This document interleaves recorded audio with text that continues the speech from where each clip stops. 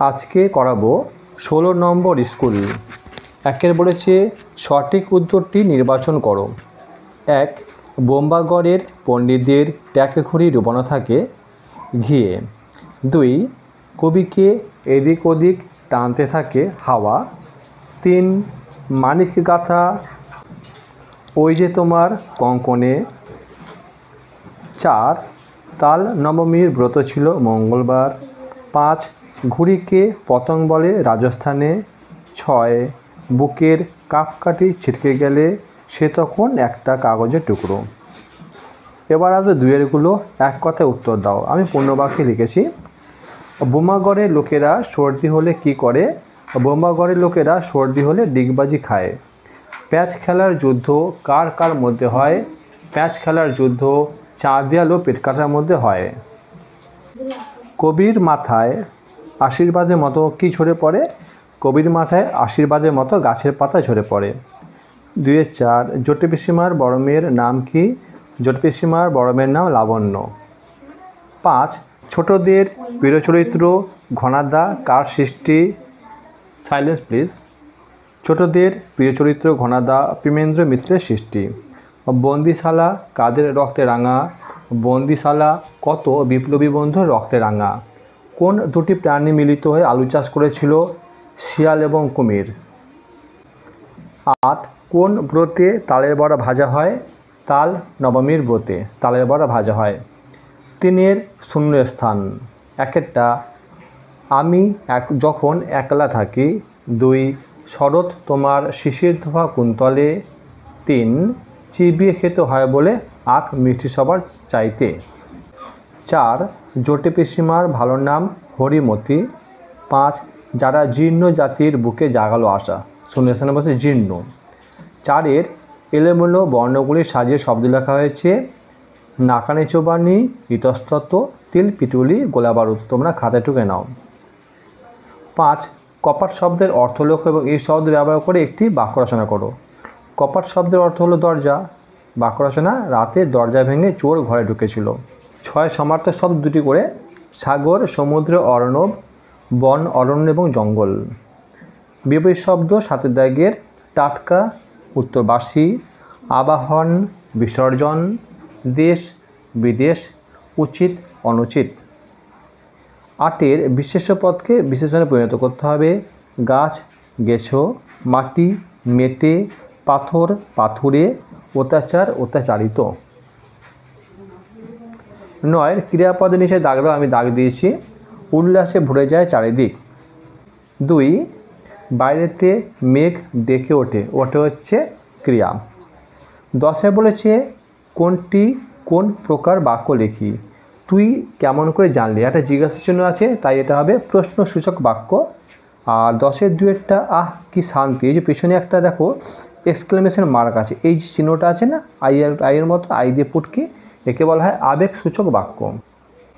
11 ক্রিয়ার রূপ অনুযায়ী শূন্যস্থান পূরণ করো। একটা হবে তিনি কি আমাদের বিদ্যালয়ে আসবেন? আর 2টা লিখেছি আমরা আগামীকাল বেড়াতে যাব।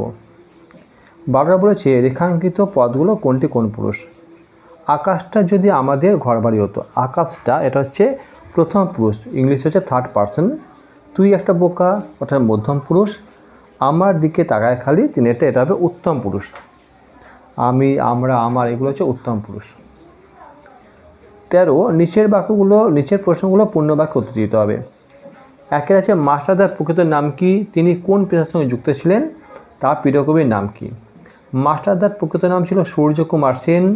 তিনি অঙ্কের শিক্ষক ছিলেন। তার প্রিয় কবির নাম রবীন্দ্রনাথ ঠাকুর। 13-2 মোহনের স্বভাব কেমন? স্কুলে ছুটির ঘরটা পড়তেই সে কী করতো? আর ইন্সপেক্টর সাহেবের দেওয়ার নির্দেশ অনুযায়ী সে কোন কথা লিখতে পারেনি? মোহন অর্থাৎ গান্ধীজি ছোটোবেলায় অত্যন্ত লাজুক স্বভাবের ছিলেন। স্কুলের ছুটির ঘন্টা পড়লেই মোহন এক ছুটে বাড়ি ফিরে যেত। ইন্সপেক্টর সাহেবের দেওয়া কেটেল কথাটি সে লিখতে পারেনি। 14 পত্র রচনা করো। বিদ্যালয়ের কোনো অনুষ্ঠানের কথা জানিয়ে সংক্ষেপে বন্ধুদের কাছে চিঠি লিখতে হবে। প্রথমে নিজের ঠিকানা ছোট করে দিয়ে দেবে, তারিখ বসিয়ে দেবে। প্রিয় বন্ধু সুবীর, আশা করি ভালো আছো। গত 15ই আগস্ট আমাদের স্কুলে একটা সাংস্কৃতিক অনুষ্ঠান উদযাপিত হলো। সকাল 9টার সময় পতাকা উত্তোলন হয়। তাতে উপস্থিত ছিলেন আমাদের স্কুলের প্রত্যেক শিক্ষক শিক্ষিকা এবং অগণিত ছাত্রছাত্রী। প্রধান শিক্ষক মহাশয় পতাকা উত্তোলন করলেন। এরপর একটি পদযাত্রা বের হয়। সকাল 10টার সময় আমরা আবার বিদ্যালয়ে ফিরে আসি। একটি মঞ্চ তৈরি করে তার উপর একটা নাটক মঞ্চস্থ করা হয়। নাটকটি ছিল স্বাধীনতা দিবস উপলক্ষে। নাটক শেষে কয়েকটা গান পরিবেশিত হয়েছিল। আমি নিজেও একটা গান গেয়েছিলাম। এরপর প্রত্যেক ছাত্রছাত্রীকে একটা করে মিষ্টির প্যাকেট বিতরণ করা হয়। অনুষ্ঠানটি আমার বেশ ভালো লেগেছে। তোমারও যদি এরকম কোনো অভিজ্ঞতা থাকে তাহলে আমার সঙ্গে শেয়ার করো। আজ এখানে শেষ করছি। কাকু কাকিমাকে আমার প্রণাম জানিও। যদি তোমার প্রিয় বন্ধু শুভম মাহাতো, নিচে বন্ধুর ঠিকানা এবং বন্ধুর বাবার নাম দিয়ে ঠিকানা দিতে হবে। যেন আমি লিখেছি তোমরা লিখে ফেলবে। এবার আছে রচনা। অনুচ্ছেদ রচনা হচ্ছে, প্রথম হচ্ছে রবীন্দ্রনাথ ঠাকুর। রবীন্দ্রনাথ ঠাকুর বিশ্বকবি নামে পরিচিত। তিনি ছিলেন একজন বিশিষ্ট কবি, সঙ্গীত এবং নাট্যকার। তিনি 1913 সালে তার কবিতা সংকলন গীতাঞ্জলির জন্য সাহিত্যে নোবেল পুরস্কার লাভ করেন। 1861 সালে 7ই মে জোড়াসাঁকোর ঠাকুর পরিবারে তার জন্ম হয়। তার পিতা ছিলেন মহর্ষি দেবেন্দ্রনাথ ঠাকুর এবং মা সারদা দেবী। তার স্কুলের গণ্ডির মধ্যে পড়াশোনা ভালো লাগতো না, তাই তিনি বাড়িতে গৃহশিক্ষকের কাছে লেখাপড়া শেখেন। নিজের অভিজ্ঞতা এবং দৃষ্টিভঙ্গি থেকে 1901 সালে শান্তিনিকেতন নামে একটি স্কুল প্রতিষ্ঠা করেন। তার রচিত উল্লেখযোগ্য যে কাব্য সেগুলো হলো মানসী, সোনার তরী, চৈতালি, বলাকা, পুনশ্চ প্রভৃতি। উপন্যাস হলো চোখের বালি, ঘরে বাইরে, যোগাযোগ, চতুরঙ্গ প্রভৃতি। আর নাটক হলো বিসর্জন, রক্তকরবী প্রভৃতি। ছোট গল্প যেমন গল্পগুচ্ছ। এছাড়াও তিনি বিভিন্ন সাহিত্যকর্ম লিখে গেছেন। তিনি শুধু একজন কবি ছিলেন না, সঙ্গীতের একজন প্রখ্যাত রচয়িতাও ছিলেন। রবীন্দ্রনাথ ঠাকুর 7ই আগস্ট 1941 সালে মারা যান। পরের রচনা তোমাদের বিদ্যালয়। এখানে তো যারা যারা ভিডিও দেখছো তার প্রত্যেকে তো বিদ্যালয় আলাদা, তাই এখানে আমি একটা রচনা ছোটো করে লিখে দিয়েছি যে শূন্যস্থান দিয়েছি। আমার বিদ্যালয়ের নাম, যে যার বিদ্যালয়ের নাম বসাবে। এটা ড্যাশ জায়গায় অবস্থিত, জায়গার নাম বসাতে হবে। জেলার মধ্যে আমাদের বিদ্যালয়টি সবচেয়ে বিখ্যাত। আমাদের বিদ্যালয়ে মোট এতজন শিক্ষক আছেন এবং এতজন ছাত্রছাত্রী রয়েছে, ওটা নিজেদের স্কুল মতো বসাতে হবে। বিদ্যালয়ে মোট এতগুলি শ্রেণীকক্ষ রয়েছে, যতগুলো আছে সেটা গুণে বসাতে হবে। বিদ্যালয়ের প্রাঙ্গণে একটা প্রকাণ্ড মাঠ রয়েছে, যেখানে প্রতি বছর ক্রীড়া প্রতিযোগিতা অনুষ্ঠিত হয় এবং বিকালে বিভিন্ন সাংস্কৃতিক অনুষ্ঠান সাড়ম্বরে পালিত হয়। আমাদের প্রধান শিক্ষক মহাশয় এখানে নাম বসাতে হবে। অত্যন্ত হৃদয়বান মানুষ। তার ঐকান্তিক প্রচেষ্টায় বিদ্যালয়ের উন্নতি হয়ে চলেছে। ছাত্রছাত্রীরা অত্যন্ত মেধাবী। প্রতি বছর মাধ্যমিক পরীক্ষায় আমাদের বিদ্যালয়ের ফল অত্যন্ত ভালো হয়। আমি আমার বিদ্যালয়কে প্রাণের থেকেও বেশি ভালোবাসি।